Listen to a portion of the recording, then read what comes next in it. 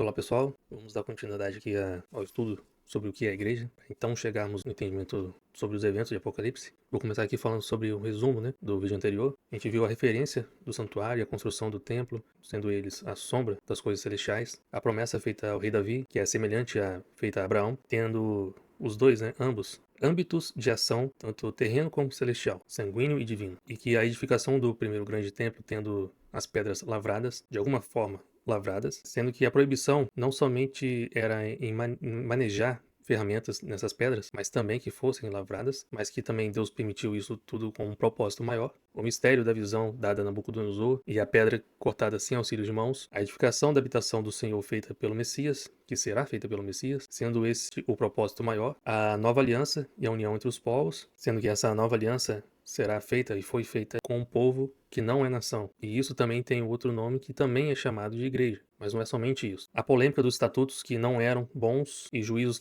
pelos quais não haveriam de viver, assim como os fundamentos do templo que acabariam, e que o justo vive pela fé. E também o fim do testemunho prometido a Moisés, ela foi em Jesus. E que quando Jesus morreu, o véu que fazia a separação do santo lugar com o santíssimo lugar, que também faz a representação do acesso ao Espírito Santo, ele foi rasgado de alto a baixo, e que o seu Espírito, o Espírito Santo de Deus, é enviado aos que se tornam filhos de Deus, e que nós somos feitos filhos de Deus por adoção, não mais por um vínculo de sangue, por descendência, mas por adoção, em que Deus não habita em templos feitos por mãos humanas. E sendo que essa afirmação ela foi feita enquanto ainda o segundo grande templo ainda estava de pé. Então, a gente vai continuar com esses estudos aqui e vamos falar um pouco mais sobre a redenção. Eu separei esse versículo que eu achei interessantíssimo, eu não tinha reparado nele antes, mas vejam só, Salmos 49, 7 a 9. Ao irmão verdadeiramente, ninguém pode remir, nem pagar por ele a Deus o seu resgate, pois a redenção da alma deles é caríssima, e cessará a tentativa para sempre, para que continue a viver perpetuamente, e não veja a cova, não veja a morte. Porém, a gente sabe que essas pessoas morreram, Mas aqui está falando de algo perpétuo, morte pela eternidade. E também em Salmo 68, 18 a 20, relembrando esse versículo que a gente já leu,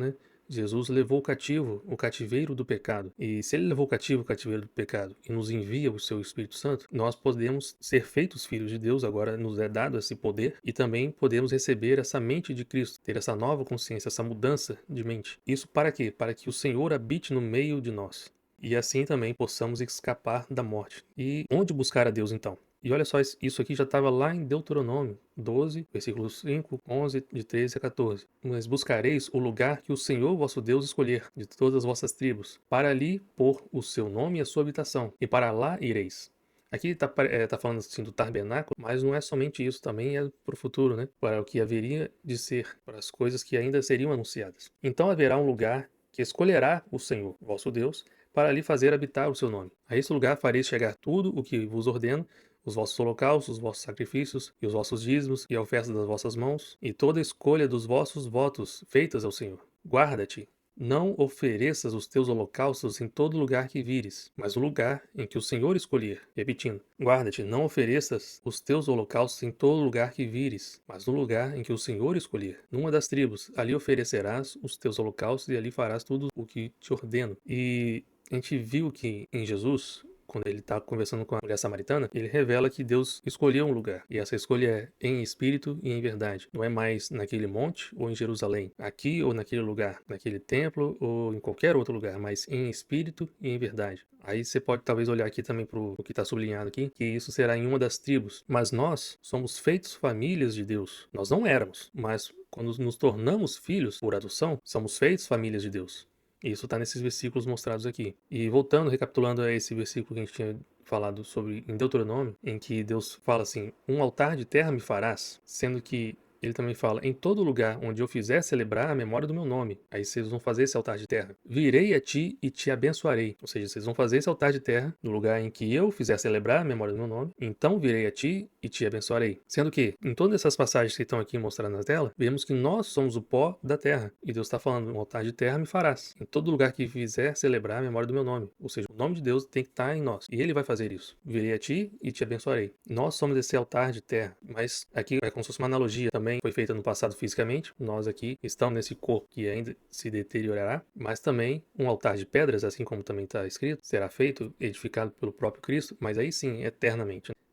Por enquanto somos esse altar de terra, mas Cristo está edificando em nós um altar, uma habitação para Deus. Em 2 Coríntios 5:1, sabemos que se a nossa casa terrestre deste tabernáculo se desfizer, temos da parte de Deus um edifício, casa não feita por mãos, eterna nos céus. Em 2 Coríntios 6:16, que ligação há entre o santuário de Deus e os ídolos? Porque nós somos santuários do Deus vivente. Como ele próprio disse, habitarei e andarei entre eles, e serei o seu Deus, e eles serão meu povo. Em 1 Coríntios 3:9-16, porque de Deus somos cooperadores, lavoura de Deus, edifício de Deus sois vós. Não sabeis que sois santuários de Deus e que o Espírito de Deus habita em vós? Efésios 2:19-22. Assim já não sois estrangeiros e peregrinos, mas concidadãos dos santos, e sois famílias de Deus, edificados sobre o fundamento dos apóstolos e profetas, sendo ele mesmo, Cristo Jesus, a pedra angular, no qual todo edifício bem ajustado cresce para santuário dedicado ao Senhor, no qual todo edifício bem ajustado cresce para o santuário dedicado ao Senhor, no qual também vós juntamente estáis sendo edificados para a habitação de Deus no Espírito. 1 Pedro 2:5.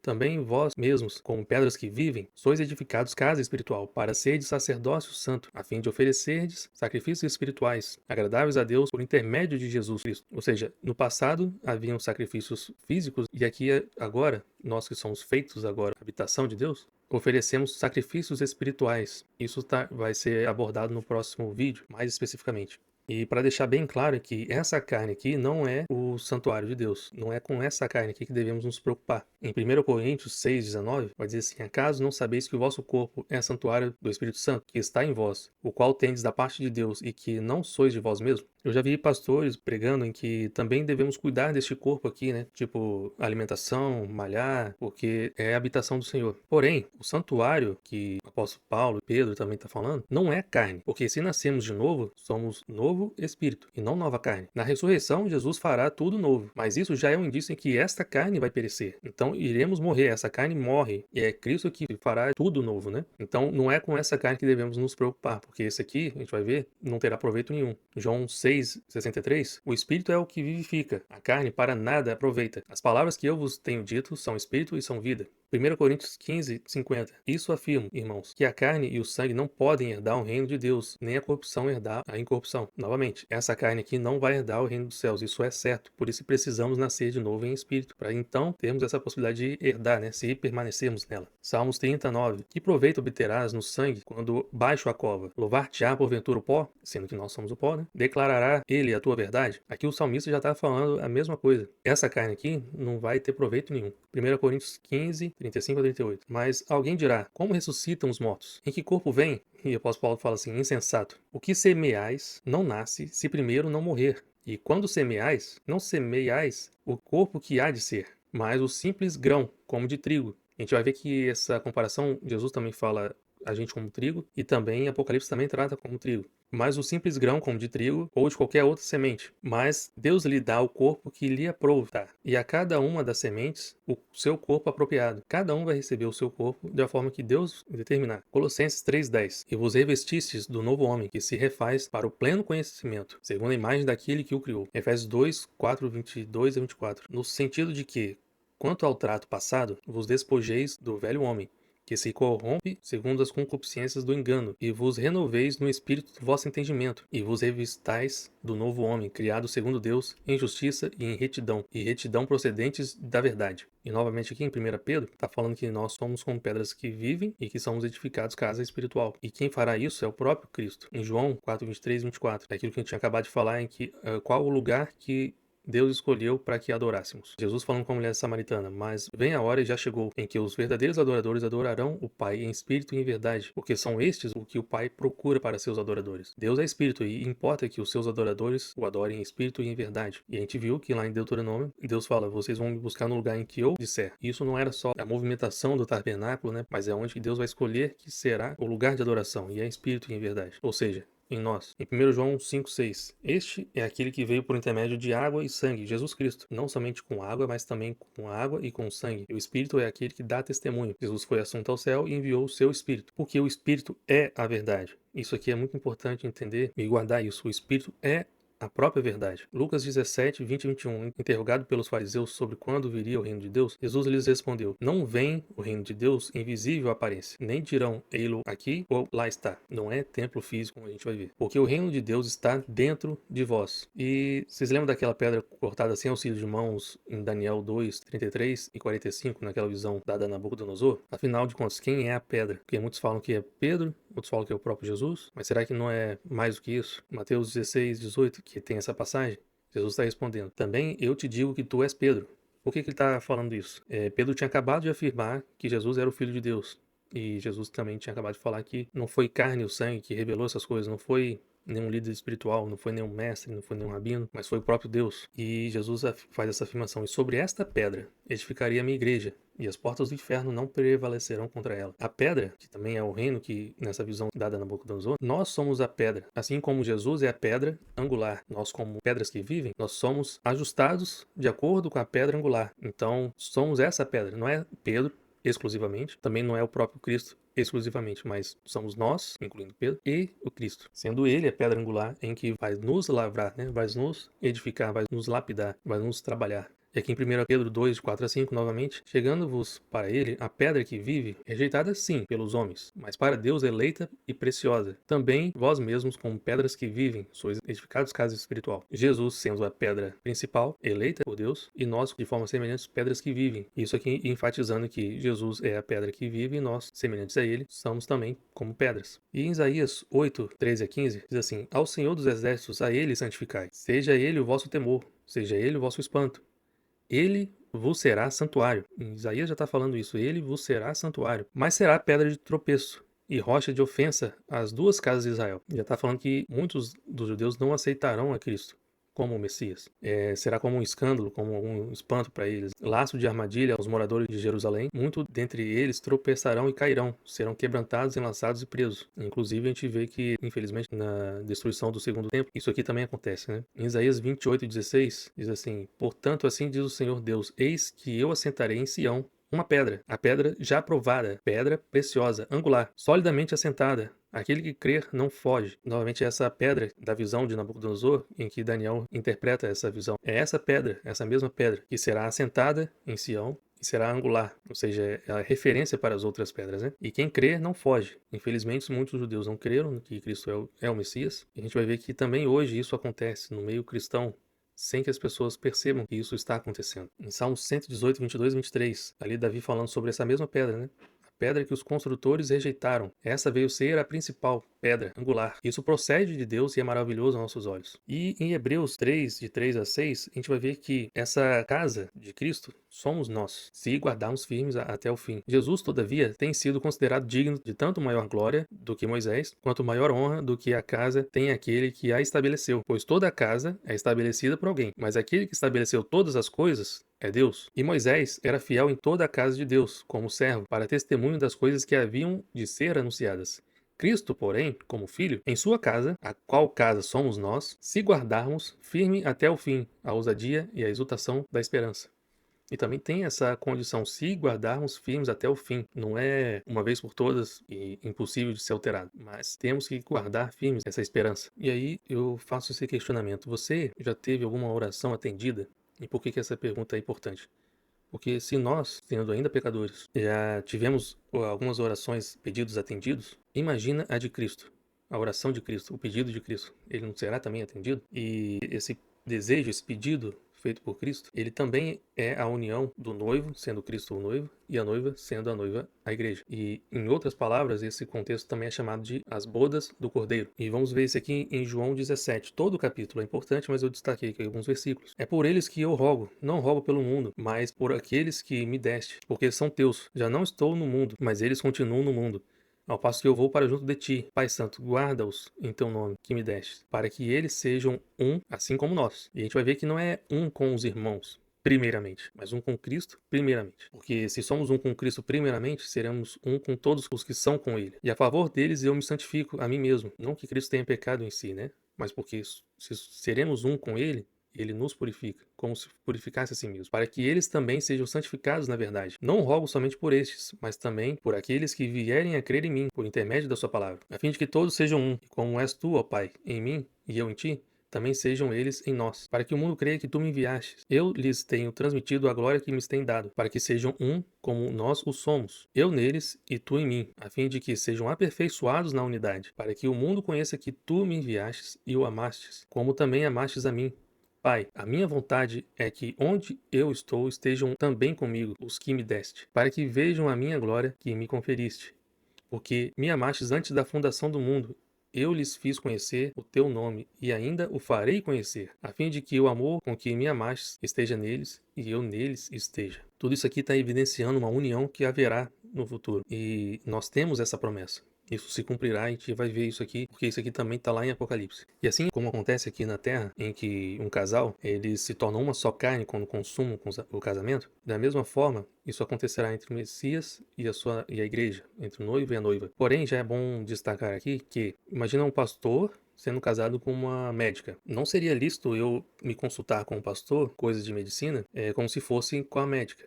Mesmo ele sendo casado com ela, sendo um com ela, tendo convivência e tendo até mesmo um pouco de experiência naquilo que ela trabalha, não seria lícito isso. E de forma semelhante o oposto também. Não seria lícito eu me consultar com a médica coisas concernentes à escatologia, à teologia, como se fosse ao pastor, mesmo ela tendo essa experiência de convívio com ele. E a gente vai ver que nessa união seremos semelhantes a ele, porém, de forma alguma, dignos de adoração de alguma forma, né, de algum tipo.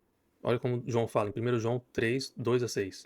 Amados, agora somos filhos de Deus e ainda não se manifestou o que haveremos de ser. Sabemos que, quando ele se manifestar, seremos semelhantes a ele. E olha só, Jesus já tinha ressuscitado e subido aos céus, né? Ele está falando quando ele se manifestar pela sua segunda vinda, que seremos semelhantes a ele. Haverá ressurreição, né? Porque haveremos de vê-lo como ele é. E assim mesmo se purifica todo o que nele tem esta esperança. Assim como ele é puro, todo aquele que pratica o pecado também transgride a lei. Porque o pecado é a transgressão da lei. Sabeis também que ele se manifestou para tirar os pecados, e nele não existe pecado. Todo aquele que permanece nele não vive pecando. Todo aquele que vive pecando não o viu e nem o conheceu. E olha só o que está em Apocalipse 19, 7. Alegremos-nos, exultemos e demos-lhe a glória, porque são chegadas as bodas do Cordeiro, cuja esposa a si mesmo já se ataviou. E ataviar seria a mesma coisa de ornar, enfeitar, embelezar, vestir-se bem, apontar-se. Em outras palavras, se santificar, se purificar, como em João aqui está falando. Assim mesmo se purificou, se santificou. É uma ação que precisa ter um desejo meu para que isso aconteça. Em 1 Coríntios 15, 47 e 48, vai falar um pouco sobre o homem celestial, porque assim como nós somos a imagem do que é terreno, devemos também trazer aqui para o presente a imagem do homem celestial.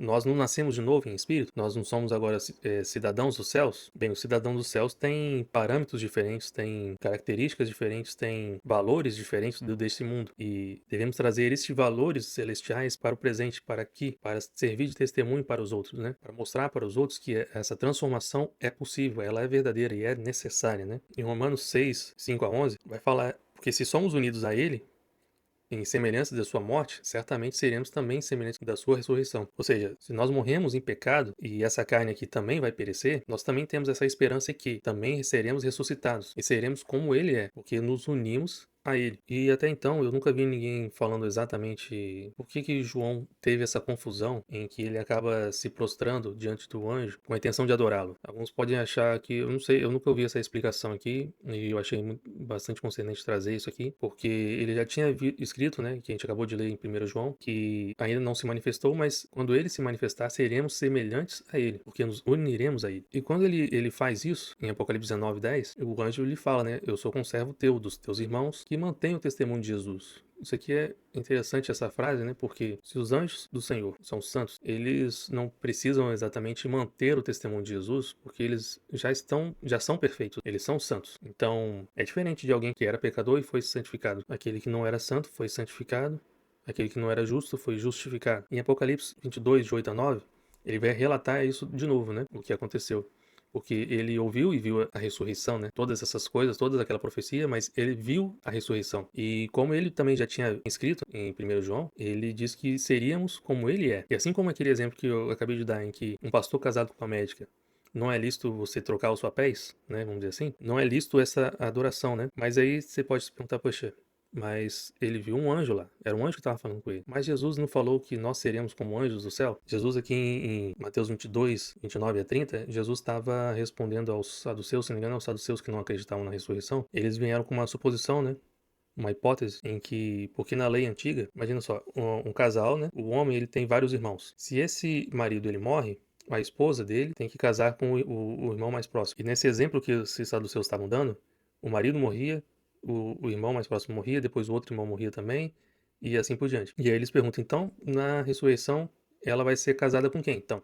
E aí Jesus vem e responde: errais porque vocês não conhecem as Escrituras, nem o poder de Deus. Porque Deus transforma as coisas, né? Deus consegue mudar aquilo que não era santo para santo, aquele que não era justo para justo, e fazer nova criatura, né? E assim, na ressurreição, não se casam nem se dão em casamento, porém são como os anjos no céu. Mas olha só, ele não fala que são exatamente como anjos, mas são como anjos. E a gente vê que em João, em Apocalipse ali, ele está vendo algo que é semelhante a um anjo, né? E por isso que há essa confusão. Poxa, eu devo adorá-lo, já que ele é um com Cristo? Será que eu devo fazer isso ou não? Porque ele viu a ressurreição e viu como seremos. E aqui já está a resposta que não, essa adoração não é devida e, na verdade, é ilícita, né? Ela deve ser somente para Deus. Em 1 Coríntios 6, 15, 17 e 19. E agora vamos tratar de mais evidências dessa união, né? Porque talvez algumas pessoas não tinham esse conhecimento de que será literalmente assim. Talvez achavam que era de forma simbólica, enfim, em 1 Coríntios 6, 15, 17 e 19. Não sabeis que vossos corpos são membros de Cristo? E eu, porventura, tomaria os membros de Cristo e os faria membros de meretriz? Absolutamente não. Mas aquele que se une ao Senhor é um espírito com ele. Acaso não sabeis que o vosso corpo é santuário do Espírito Santo que está em vós,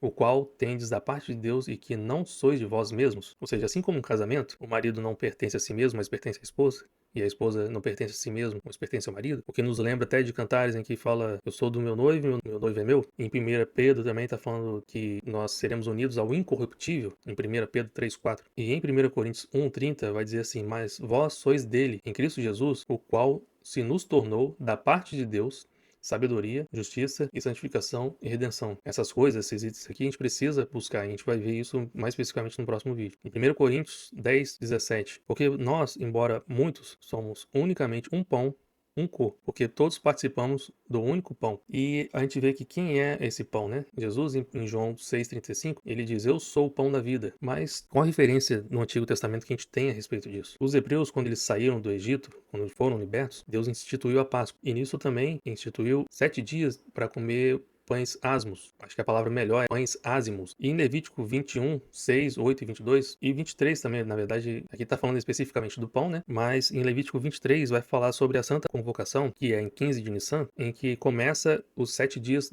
para comer esse pão ázimo, né? E o interessante é que a gente vai ver que Jesus, ele morreu à véspera da Páscoa. A Páscoa acontece em 14 de Nissan. Jesus morre ao dia 13 de Nissan, quase no final do dia 13, né? De Nissan. E ele ressuscita no dia 15 de Nissan, que é o mesmo dia dessa santa convocação que está em Levítico 23. E isso já nos abre uma porta, vamos dizer assim, de que as datas escritas na Bíblia, ela tem sim importância, tem relevância para os nossos dias. Ela se cumpriu em Cristo e aí você pode pensar assim, mas ela se cumpriu em Cristo. Tá, mas a gente não crê em um Cristo que vem 2 vezes? Ele primeiro veio para padecer e depois veio para vencer? Então, nem tudo se cumpriu naquele momento de Jesus, ainda se cumprirá no futuro, né? Então, certas datas têm sim importância, relevância para podermos entender o que está em Apocalipse e quando, né? E qual a base que a gente vai usar para poder chegar nesse entendimento. Mais evidências dessa união. Várias vezes Deus fala, principalmente em Levítico, vós sereis santos porque eu sou santo. Mas por que Deus está falando isso? É só porque eles são povo exclusivo de Deus? Mas também é porque se não forem santos, não serão um com ele. Em Hebreus 12, 14, diz assim, segui a paz com todos e a santificação, sem a qual ninguém verá o Senhor. Ou seja, é por isso que eu preciso buscar essa santificação, em que sem ela eu não consigo ser um com o próprio Deus que é santo. Em 1 Pedro 3,15, antes santificai a Cristo como Senhor em vosso coração, estando sempre preparados para responder a todo aquele que vos pedir razão da esperança que há em vós. E aqui eu já posso falar um pouco de mim também, porque convivendo com algumas pessoas, eu comecei a perceber certas divergências nesse conceito de o que é a igreja, do que nós devemos fazer, do que é ser cristão de verdade. E tem um ditado popular que diz que quando você quer aprender mais sobre a respeito de alguma coisa, comece a escrever sobre essa coisa. E foi isso que eu comecei a fazer. Eu comecei a querer escrever o que é o cristianismo e eu comecei a perceber que eu comecei a aprender muito mais. Além de que, mesmo lendo a Bíblia todo dia, eu lia em pedaços, mas parecia que não sei explicar exatamente porquê, mas quando eu comecei a fazer esses estudos, eu comecei a estudar praticamente o dia inteiro. E depois do quarto dia, tipo assim, passando praticamente 8 horas, 4 dias seguidos, lendo cada vez mais a Bíblia, eu percebi que a minha fé tinha aumentado novamente, como fazia muito tempo que eu não via, não percebia, e isso tem bastante importância em nós buscarmos isso, né? E eu comecei a escrever essas coisas e percebi que comecei a aprender muito mais. E agora eu vejo que isso já estava escrito aqui, a gente precisa ter na nossa mente bem certo, bem sólido, com referências bíblicas inclusive, né, claro, porque nós cremos no que cremos. E por que nós cremos da forma que cremos? Se a gente fala que isso é pecado, por que que é pecado? Onde está escrito? Ah, isso aqui não é lícito. Por quê? Sendo que nós temos essa nova consciência, né? O Espírito Santo trazendo para nós a mente de Cristo. E nós devemos estar sempre preparados. Ou seja, é preciso ter esses conceitos bem consolidados na nossa mente. Ou seja, até mesmo em outras palavras, aquilo que o apóstolo Paulo fala sobre o calçado da preparação do evangelho da paz, também faz parte disso, de estar preparado para responder sobre o evangelho, por exemplo. Em 2 Timóteo 2,19, entretanto, o firme fundamento de Deus permanece. Tendo este selo, o Senhor conhece os que lhe pertencem, e mais, aparte-se da injustiça todo aquele que professa o nome do Senhor. E eu também demorei muito a entender sobre essa justiça que nós devemos fazer e também o que é a injustiça que a gente acaba fazendo sem perceber, porque a palavra justiça no hebraico, ela também denomina caridade. Eu só não lembro se é exatamente a mesma palavra que é usada nos dois contextos, né? E eu não sei se no passado, né, algumas traduções que tinham, a palavra justiça às vezes era colocada como caridade, talvez por conta dessa palavra ser a mesma, né? Como seria então essa justiça? Jesus diz que João Batista foi o maior dos profetas. E o que que João Batista pregou? Você tendo duas capas, reparta com aquele que não tem. Ou seja, reparta aquilo que é seu com o próximo. Deus te deu mais do que você precisa. Mais do que o suficiente. Se você quer ser imitador de Deus, você acaba fazendo aquilo que Deus faz também. Porque nós não merecíamos nada, receber nada. Mas Deus nos deu ainda assim. E nos deu ainda mais. Por que que ele faz isso conosco? Para que possamos ter a oportunidade de ser imitador dele também. Fazendo o quê? A justiça, que é repartindo com aquele que não tem. Então, isso é justiça divina. Porém, é preciso deixar bem claro que, diferente como algumas pessoas pensam, não é o governo que tem que fazer a justiça, tem que fazer a igualdade com as pessoas, com o dinheiro dos outros, ao invés de você fazer com o seu próprio. Não é também transferir, na verdade, para a igreja essa responsabilidade de que a igreja que tem que fazer esse tipo de ação, esse tipo de caridade, mas é você que tem que fazer. E isso o apóstolo João também fala, porque existem pecados que não são para a morte. A injustiça é um deles. A injustiça desse tipo, né? Ela é um pecado que não é para a morte. Quando nós deixamos de fazer essa justiça, a omissão também é pecado, né? Não quer dizer que nós tenhamos que repartir tudo e não ficar nada para nós, né? Porque a gente tem que também ter a sabedoria de como entender essas coisas, de ter realmente a mente de Cristo. Porque um exemplo muito besta, já adianto que é muito besta, porque Jesus fala assim: todo aquele que te pede emprestado, empresta. Tá ok, mas imagina alguém casado, aí vem uma outra pessoa, você me empresta sua esposa? Seria lícito fazer isso, emprestar a esposa? Claro que não, né? Então existem princípios que não podem ser quebrados. Não é de forma que você faça semelhante àquilo que está em 1 Coríntios 13, em que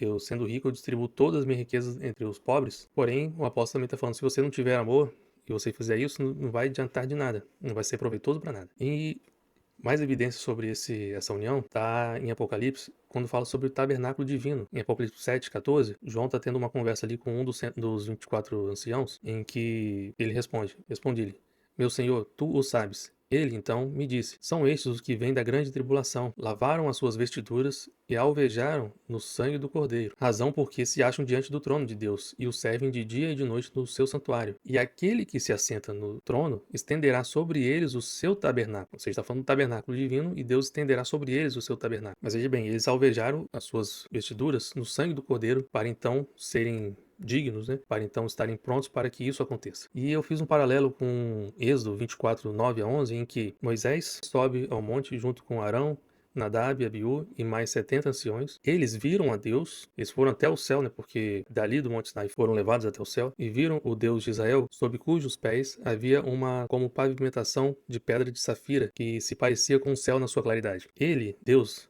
não estendeu a mão sobre os escolhidos dos filhos de Israel. Porém, eles viram a Deus e comeram e beberam. Olha só, não é que isso de alguma forma pode ser interpretado como uma maldição, ou eu não os abençoo, mas isso também nos serve como um entendimento de que haveriam certas coisas que ainda seriam reveladas. Deus não estendeu a mão sobre eles. Porém, aqui em Apocalipse está falando que Deus estenderá o seu próprio tabernáculo sobre aquelas pessoas. Então, existe uma diferença aqui, e como haveriam coisas que seriam ainda anunciadas, o Evangelho eterno de Deus, a vontade de Deus de fazer de nós o próprio tabernáculo, de unirmos com Ele, sermos um com Ele, tudo isso ainda seria revelado, por isso que Deus não estendeu a mão sobre os filhos de Israel naquele momento, mas em Apocalipse está falando que estenderá o seu próprio tabernáculo sobre eles. E aqui em Apocalipse 3:12 vai nos esclarecer algumas coisas, porque a gente vai ver que em Apocalipse, no capítulo 2 e 3, vão ter várias promessas, né? Porque são cartas às 7 igrejas, e vão haver ali várias promessas. Porém, eu já vi pastores pregando em que parece que essa promessa é todo aquele que vencer. Seriam para qualquer um de nós que vencermos. Mas não é bem assim. As cartas das 7 igrejas em Apocalipse têm uma mensagem codificada aos 144 mil selados.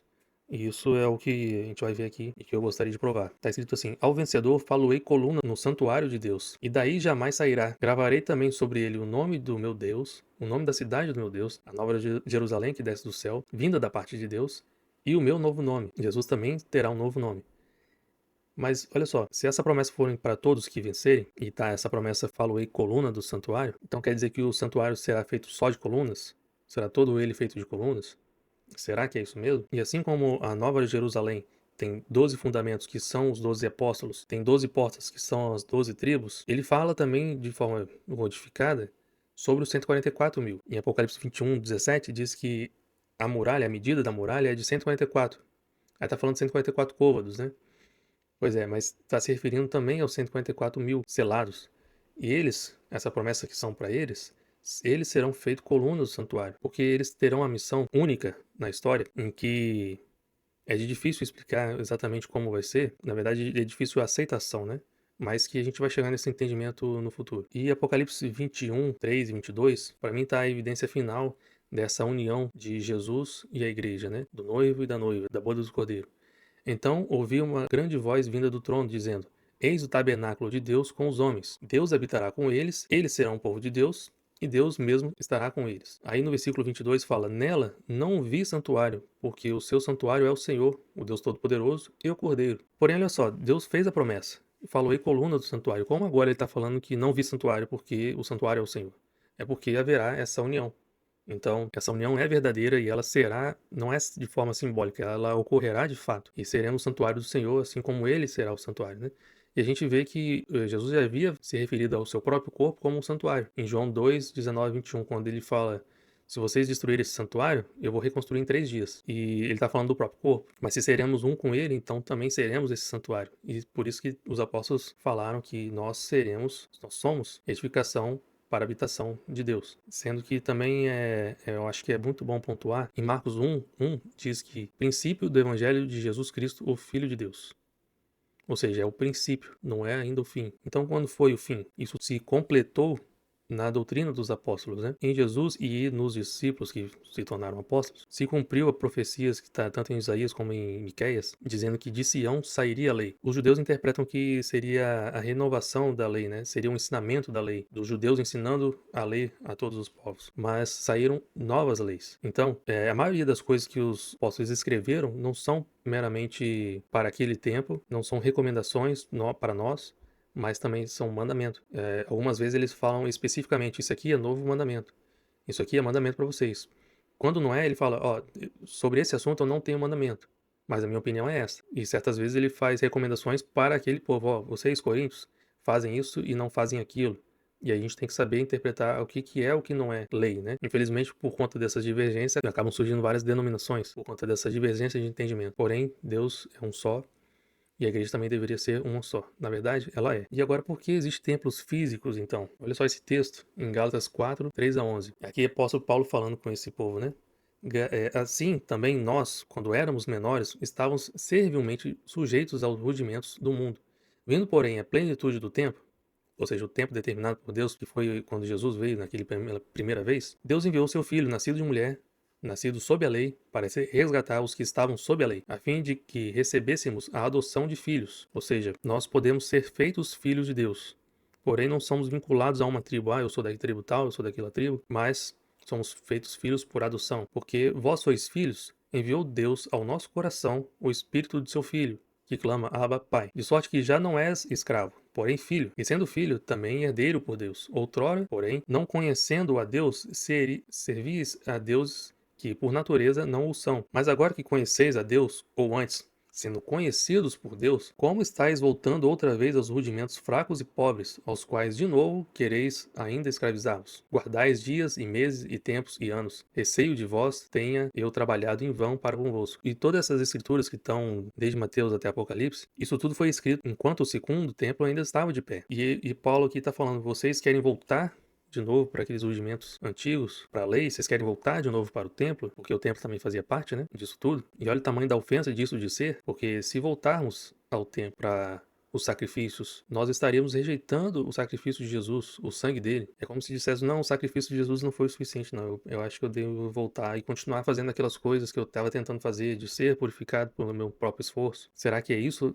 que tem que ser feito ainda hoje? Será que estamos rejeitando o sacrifício de Jesus? Será que estamos agora rejeitando o Espírito Santo? Em Salmos 25, versículos 4 a 5, 8 a 9, 12 e 14, vamos dizer assim: faz-me, Senhor, conhecer os teus caminhos, ensina-me as tuas veredas, guia-me na tua verdade e ensina-me, pois tu és o Deus da minha salvação, em quem eu espero todo dia. Bom e reto é o Senhor, por isso aponta o caminho aos pecadores. Guia os humildes na justiça e ensina aos mansos o seu caminho. Ao homem que teme ao Senhor, ele o instruirá no caminho que deve escolher. É o próprio Deus que vai nos ensinar, que está nos ensinando, né? A intimidade do Senhor é para os que o temem, os quais ele dará ainda a conhecer a sua lei, a sua aliança. Também tem outros salmos aqui que fala sobre em que Deus nos guia, Deus nos ensina. E a quem tememos? A Deus ou aos homens? Ao Espírito Santo ou a um sistema? A quem tememos de fato? E olha só, se temermos aos homens, perdemos a oportunidade de aprender mais de Deus. E a gente vê esse exemplo aqui em Mateus 21, 23 a 27, em que os principais sacerdotes e anciãos do povo, essas autoridades, perguntavam para Jesus com que autoridade você faz essas coisas e quem é que te deu essa autoridade. Porém, Jesus já sabia que eles não acreditavam na pregação de João Batista. E aí Jesus faz o seguinte: olha, eu também vou fazer uma pergunta para vocês. Se vocês me responderem, eu vou dizer com que autoridade eu faço essas coisas. E aí eles falam assim, ok, qual é a pergunta? E aí Jesus pergunta assim, de onde era o batismo de João? Do céu ou dos homens? E discorriam entre si, dizendo, se dissermos que é do céu, ele dirá, então por que não acreditaram nele? E dissermos que é dos homens, é de temer o povo, porque todos consideram João como profeta. Então eles decidiram responder para Jesus, não sabemos. Não se decidiram pela verdade, né? E Jesus disse, nem eu vos digo com que autoridade eu faço essas coisas. Perderam a oportunidade de aprender mais com o próprio Senhor, porque decidiram temer a homens. Em Gálatas 5, 7 a 9, vós corrieis bem. Quem vos impediu de continuares a obedecer à verdade? E já vimos que o próprio Espírito Santo é a verdade. Esta persuasão não vem daquele que vos chama.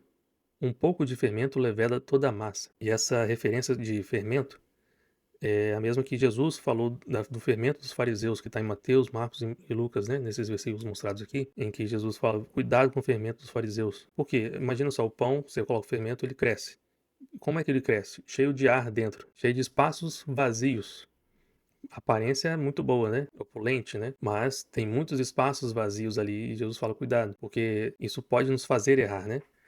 Então, um pouco de fermento levada toda a massa, pois pode estragar toda a massa. Romanos 8,4. Pois todos os que são guiados pelo Espírito de Deus são filhos de Deus. Ou seja, não devemos ser guiados por homens, mas pelo Espírito de Deus. E para deixar claro, poxa, você está condenando, não devemos ter pastores, líderes, sei lá qual outra denominação você esteja, que possa denominar diferente, bispo, né? Não sei. Não é exatamente isso, mas devemos ter a principal consciência disso, que devemos ser guiados pelo Espírito de Deus e não nos apoiarmos em homens.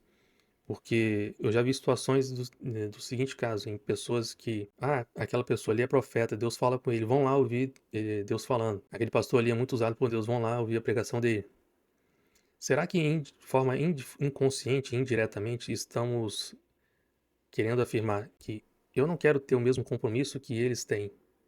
Eu não quero ser tão próximo de Deus assim, porque eu não quero me esforçar tanto assim, eu não quero me santificar, não quero gastar tanto tempo para ser como eles são.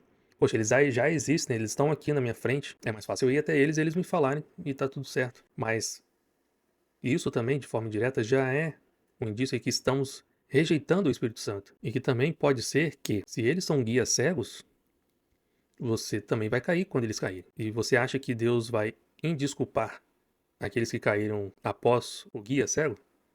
Evidente que não, né? Porque se escolhermos a ignorância, é porque estamos rejeitando o Espírito Santo. E isso realmente é muito grave.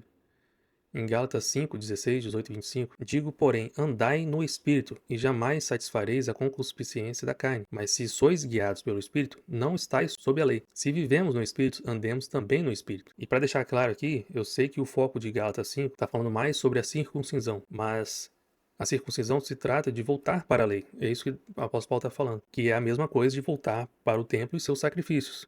Que proveito vocês terão se voltar para esses rudimentos? Querem realmente rejeitar o Espírito Santo? E o Senhor instruirá aqueles que o temem.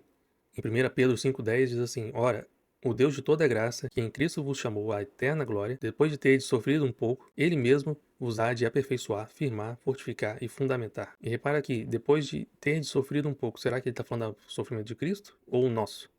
A gente vai ver isso no próximo vídeo também. Em Salmos 119, 99 e 100, a gente vai ver uma coisa diferente que Davi está falando, o rei Davi. Eu compreendo mais do que todos os meus mestres, porque eu medito nos teus testemunhos. Sou mais prudente do que idosos, porque guardo os teus preceitos. É também dizer que é mais sábio do que aqueles idosos. E tendo Davi o Espírito Santo de Deus, ele quis se aprofundar tanto nisso, tanto na lei do Senhor, nos seus testemunhos, nos seus preceitos, em que ele pode afirmar, eu compreendo mais do que os meus mestres, mais do que os rabinos, mais do que qualquer um que tente me ensinar, porque ele mesmo tinha um Espírito de Deus. E a gente vê uma diferença grande entre o rei Davi e o rei Saul, porque quando o profeta vai confrontar o rei Saul fala assim, me tire tudo, menos o reino. Mas quando o mesmo acontece com o rei Davi, ele fala, me tire tudo, pode me tirar o reino, pode me tirar tudo que for, menos o Espírito Santo. Isso não me tire. E esse é o que ele rogava a Deus, né? Agora, será que guardamos os preceitos e testemunhos de Deus ou de homens? É isso que a gente tem que analisar. Será que a gente realmente está guardando os preceitos de Deus ou estamos sendo guiados por homens? Olha esse exemplo que fala mais especificamente sobre o templo físico em Jeremias 7, 4, 8 e 10. Ele diz assim, não confieis em palavras falsas dizendo templo do Senhor, templo do Senhor, templo do Senhor é este. Ou seja, ele está falando que essas afirmações são falsas. Eis que vós confiais em palavras falsas, para que nada vos aproveitam. E depois vindes e vos pondes diante de mim nesta casa que se chama pelo meu nome, e dizeis, estamos salvos. Sim, só para continuardes a praticar estas abominações. Semelhantemente, hoje, muitos vão à igreja no domingo ou sábado, independentemente, é como se dizendo, estamos salvos.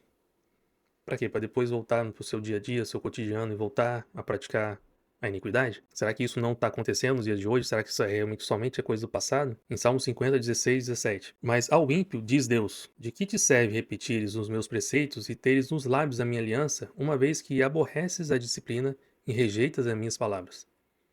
Vai te adiantar de que ter todas essas coisas de có, mas rejeitar a disciplina do Senhor?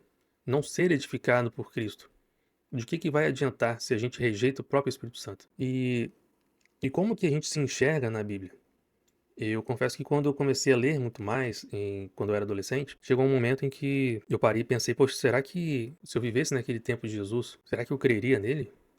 Poxa, ele é um homem semelhante a mim, eu vendo ele falando que é filho de Deus, ok que ele estava fazendo muitos sinais e prodígios, e que haviam sinais exclusivos que somente o Messias faria, mas será que ainda assim eu creria? Imagino que eu teria essa dificuldade. Eu não sei como é que seria meu comportamento lá. E às vezes a gente pode ser que olhe para o passado, olhe, por exemplo, para os hebreus no deserto e olhe assim, poxa, como é que esse povo errou tanto? Como é que, mesmo depois de vendo tantas maravilhas, eles ainda estavam errando? Mas será que hoje a gente também não vê tantos sinais e continua ignorando? Continua provocando a ira de Deus? Continua tentando a Deus? Será que isso não acontece ainda hoje? E será que a gente não se enquadra nisso? Será que a gente olha para a Bíblia e os erros que estão ali descritos, a gente não se enxerga nisso? Olha só o que está em Salmos 10, 4, 6, 11 e 13. O perverso, na sua soberba, não investiga. Ou seja, não busca saber o porquê crê naquilo que crê, se aquilo é verdade ou não. Não procura saber da verdade. Que não há Deus são todas as suas cogitações, pois diz lá no seu íntimo, jamais serei abalado. Já viu pessoas também que, até mesmo na igreja, falam, não, eu sou filho de Deus e o mal não me toca. Nada vai me acontecer. De geração em geração nenhum mal me sobrevirá. Diz ele no seu íntimo. Deus se esqueceu, virou o rosto e não verá isto nunca. Por que razão despreza o ímpio a Deus, dizendo no seu íntimo que Deus não se importa? Já viu também que há pessoas que relevam algumas coisas? Não, acho que Deus não se importa com isso, acho que isso não é pecado, acho que eu seria aceito da forma que eu sou, da forma que eu estou, como se dissesse a mesma coisa, eu acho que Deus não se importa com isso. E também existem certos questionamentos em situações difíceis, né, em que a pessoa tentando se justificar, ao invés de querer mudança, né, ao invés de tentar entender a verdade, eu acho que Deus, será que Deus vai entender que isso é pecado ou não? Sendo que a pergunta deveria ser exatamente oposta. Se você é que deveria investigar e buscar entender os parâmetros de Deus, a justiça divina, e se aquilo realmente é pecado ou não. Será que está escrito? Será que está sendo interpretado de forma distorcida? Qual é o seu foco? Onde é que está o seu foco? Onde é que está o seu coração? Então, esse tipo de questionamento pode ser estranho. E será que isso já está revelando que... Será que temos o Espírito Santo ou não? Em Deuteronômio 29, 19 a 20, vai dizer assim: ninguém que ouve as palavras dessa maldição... E por que ele está falando maldição? Porque como Deus entregou a lei, e a lei também já trazia maldição por aqueles que não a cumprissem, ele diz: ninguém se abençoe no seu íntimo, dizendo: terei paz. Ainda que eu ande na perversidade do meu coração, para acrescentar a sede à bebedice. E aqui a bebedice não está ligada exatamente à bebida alcoólica, mas de acrescentar pecado sobre pecado, abismo sobre abismo. Ninguém se abençoe no seu íntimo dizendo: terei paz, ainda que eu ande na perversidade. Ou seja, de forma indireta está dizendo a mesma coisa no seu íntimo, que Deus não se importa. E olha só o que Moisés está dizendo: o Senhor não lhe quererá perdoar, antes fumegará a ira do Senhor e o seu zelo sobre tal homem, e toda a maldição escrita neste livro jazerá sobre ele, e o Senhor lhe apagará o nome de debaixo do céu. E a gente já ouviu algumas vezes que existe um livro, o livro da vida, e a gente anseia que o nosso nome esteja escrito lá, porém, aqueles que agem dessa forma, além do Senhor não querer perdoar, e não irá querer perdoar, ele ainda apagará o nome de debaixo do céu. E uma reflexão aqui: nós estamos buscando conferir o que cremos, naquilo que cremos, porque cremos naquilo? E olha só essas perguntas. Se as escrituras fossem tiradas de vocês, o que vocês saberiam de Deus? Se a modificarem, como saberão que foram modificadas? As palavras de Deus têm raiz em seus corações ou não? E de forma semelhante, sem o Espírito Santo, perdemos, ou já não tínhamos, a capacidade de ouvir a sua voz e de ouvir as palavras de Deus. E de reter também, né? Então, isso aqui é muito importante, esse buscar e conferir aquilo que está sendo dito. O pastor às vezes prega certas coisas. Será que é verdade mesmo? Eu vou investigar isso aqui. Romanos 12, 2. E não vos conformeis com este século, mas transformai-vos pela renovação da vossa mente, para que experimentais qual seja a boa, agradável e perfeita vontade de Deus. Olha só o comando: transformai-vos. É ação nossa. E nós temos que querer isso.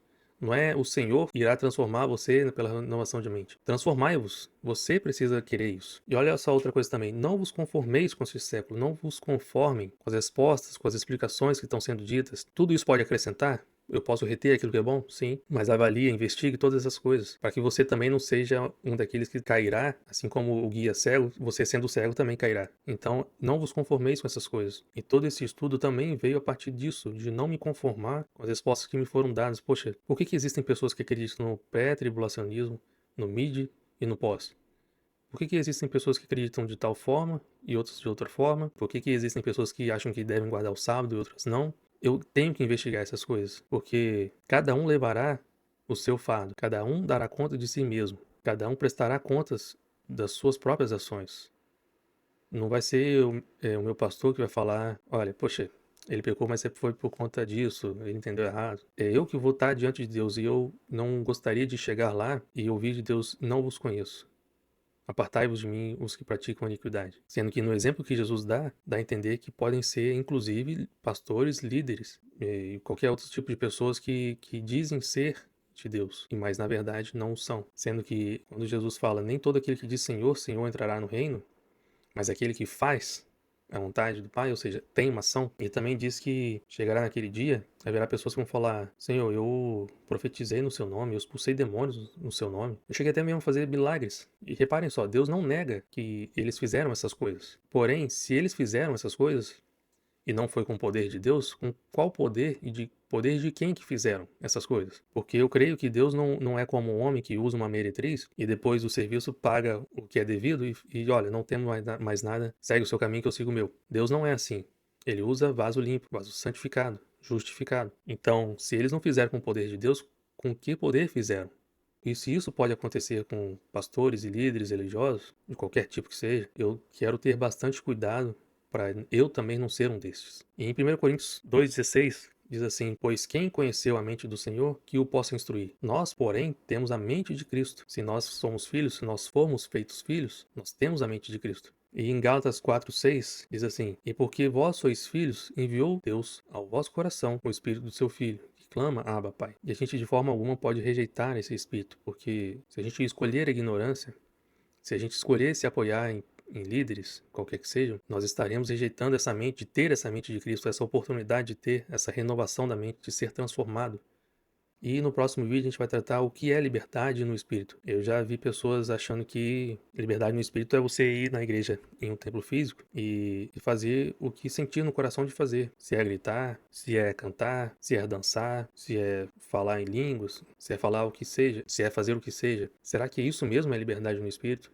Será que a liberdade no espírito não é uma coisa muito maior, muito mais grandiosa? E é isso que a gente vai tratar no próximo vídeo. Até mais.